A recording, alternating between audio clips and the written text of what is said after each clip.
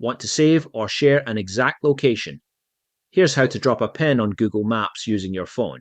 Open the Google Maps app on your phone. Find the area on the map, then press and hold the exact spot you want. A red pin will appear. At the bottom, you'll see the location details. From here, you can save the pin, share it with friends, or get directions straight to it.